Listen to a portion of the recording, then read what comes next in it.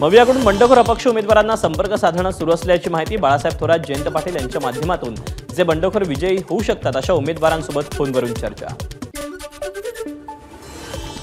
भाजपच्या अंतर्गत booth लेवलच्या exit पोलचे आकडे समोर, महायुतीची सत्ता येणार। भाजपच्या अंतर्गत एक्झिट पोलचा दावा, महायुती 164, मविया 100 आणि इतरांना 24 जागा मिळण्याचा अंदाज।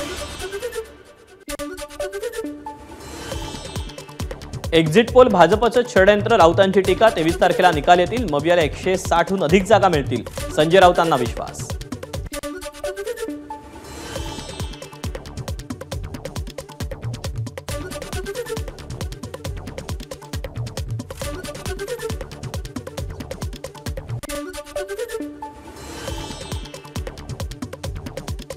राज्यात मतदानाची टक्केवारी वाढली, त्याचा फायदा होत महायुतीचं सरकार येईल, देवेंद्र फडणवीसांना विश्वास। कोणत्याही अपक्ष उमेदवाराची संपर्क साधला नसल्याचं फडणवीसांचं स्पष्टीकरण।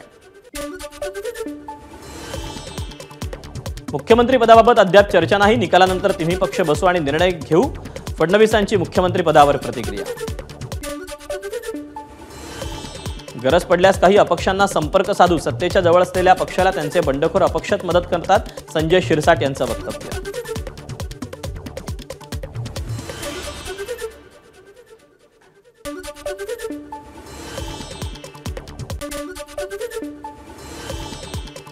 काँग्रेसला जर नाना पटोलेंना मुख्यमंत्री करायचं असेल तर राहुल गांधी, सोनिया गांधींसह खरगेंनी याबाबत घोषणा करावी, संजय राऊतांचा टोला।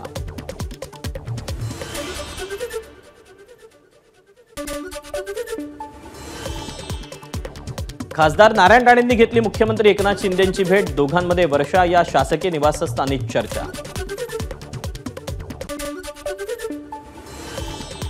सीबीएसईकडून 10वी आणि 12वी परीक्षांचं वेळापत्रक जाहीर, परीक्षा 15 फेब्रुवारीपासून सुरू होणार। राज्य माध्यमिक आणि उच्च माध्यमिक शिक्षण मंडळातर्फे 10वी 12वीच्या परीक्षांचं वेळापत्रक जाहीर, 12 फेब्रुवारी ते 18 मार्च दरम्यान 12वीची, तर 11 फेब्रुवारी ते 17 मार्च दरम्यान 10वीची परीक्षा।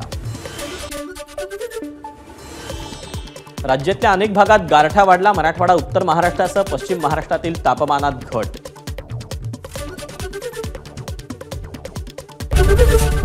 एबीपी माझा, उघडा डोळे बघा नीट।